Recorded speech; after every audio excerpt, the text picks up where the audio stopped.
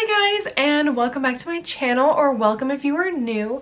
In this week's Wednesday weekly check-in, we have a lot to go over because today was, or I guess I should say this week was a payday week. So to start off, we put our minimums towards our federal student loans of $28.75.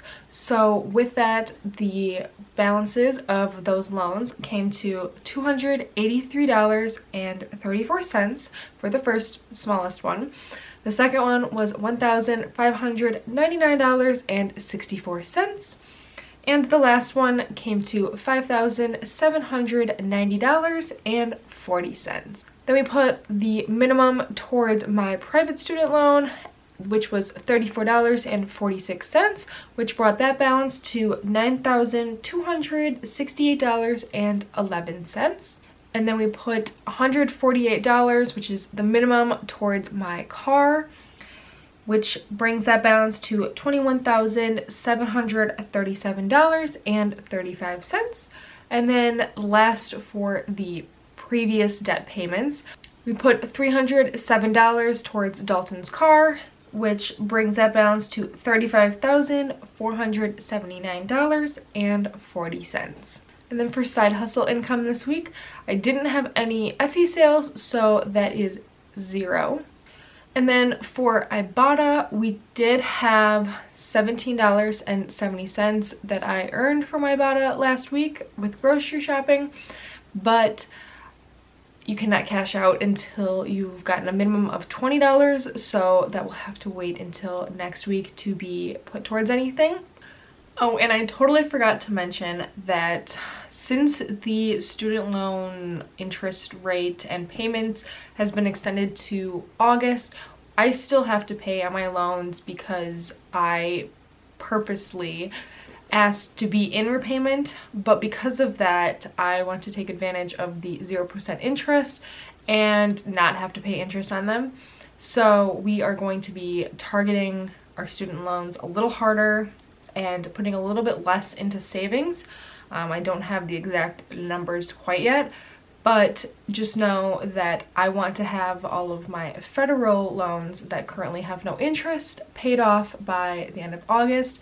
So that is why, starting now, like this week, we're going to be finding extra money to be putting towards the student loans to get them paid down as quick as possible.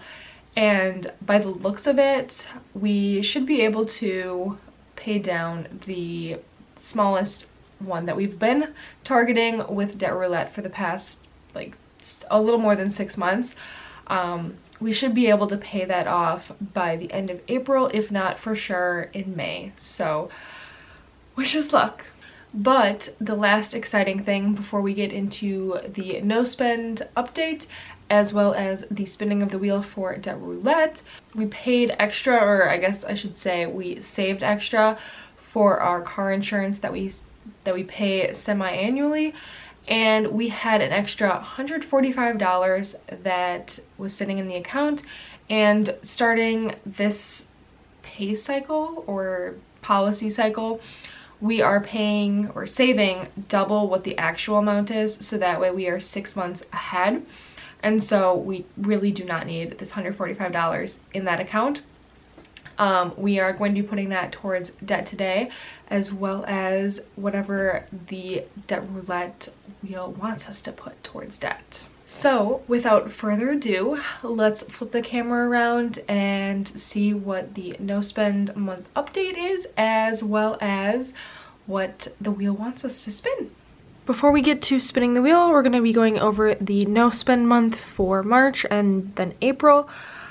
For March, we did not get to color in the 30 and 31 because I did eat out those days. But for April, which is a new month, we started out fairly strong. We get to color in 1, 2, 3, and 5.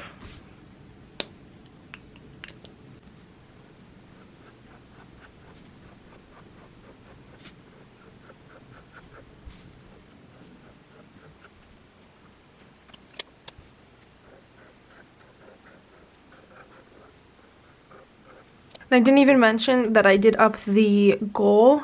I upped it to 20, so that way it's not quite as easy. I do know that obviously April is a 30-day month and not a 31-day month, so it'll be more of a challenge because there's one less day, but I think it's still not going to be that difficult. So the results for the no spend month for March is we get to put a whopping 56 cents into the down payment savings account. That is because every single time I spent money in the month of March, it was a higher dollar amount, and I do only have $30 per paycheck for my fund money, so I only had $60 to work with, and so 56 cents was all that was left after the debt roulette payments and the spending payments, I guess. And now to spin the wheel.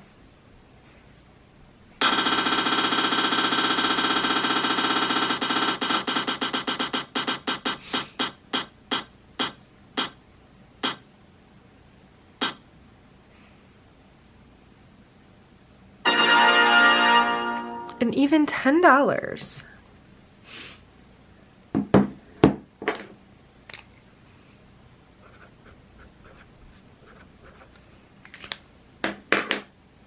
That is gonna make math pretty easy. So the beginning balance of the loan that we're targeting with debt roulette or on my Wednesday videos is $283.34.